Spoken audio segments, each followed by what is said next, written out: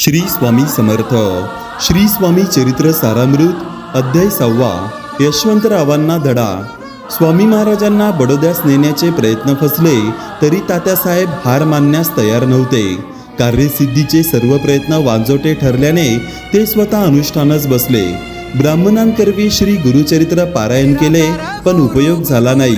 शेवटचा प्रयत्न म्हणून स्वामींना कपटयुक्तीने मेन्यात बसवून बडोद्यास नेण्याचा प्रयत्न केला. महाराज मेन्यातून उतरून राजवाड्यात येऊन राहू लागले. शेवटी अपयश पदरी घेऊन तात्यासाहेब बडोद्यास परतले.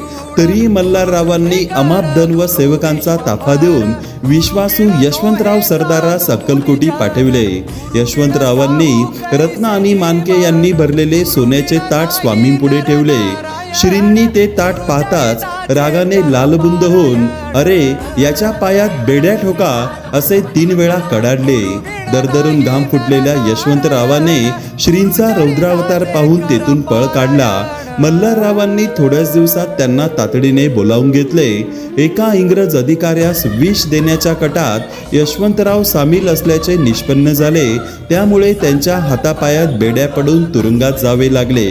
श्रींच्या त्या लीलेची सर्वांनाच प्रचिती आली. श्री स्वामी समर्थ.